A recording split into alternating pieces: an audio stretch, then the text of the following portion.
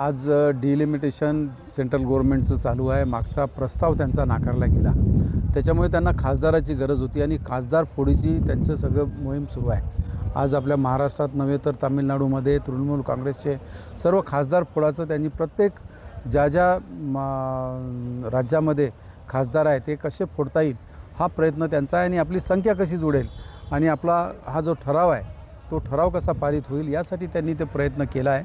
परंतु महाराष्ट्रात तशी परिस्थिती नाही की आमदार फोडून त्यांना आमदाराची गरज पडेल.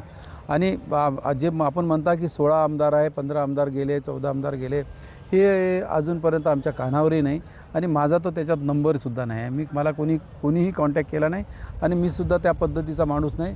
मी उद्धव बाळासाहेब ठाकरेंनी जो विश्वास दिला आहे माझ्यावरती तो विश्वास मी संपादन करणार आणि 5 वर्ष त्यांच्यासोबत बिलकुल कटाक्षाने त्यांच्यासोबत राहणार. पुढील इलेक्शन्समध्ये जे काही होईल त्यावेळेस त्यांचं पक्ष आणि जे काही तिकीट मिळतील त्यावेळेससुद्धा जो काही राहील ते आम्ही जरूर त्या ठिकाणी राहू. काय उद्धव साहेब इतके प्रांजळ आणि प्रामाणिक आणि दयाळू माणूस आहे की त्याच्यासारखा नेता या महाराष्ट्रात नाही आहे. कारण त्याचं मी तर काही जास्त दिवस झाले नाही पण मी 2-3 वर्षात त्यांचं बघितलं.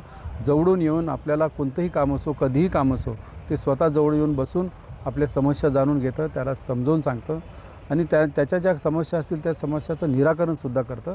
आणि वेळोवेळी जेव्हा त्यांना वाटते की यांना बोलवलं पाहिजे त्यावेळेस किंवा आम्हालाही वाटलं की आम्हाला भेटायचं आहे आम्हाला कधीच नाकारलं नाही. ते नेहमी प्रांजळपणे सगळ्यांशीच बोलत असतात. हा जो आरोप आहे खासदारांचा हा आरोप सपशेल खोटा आहे.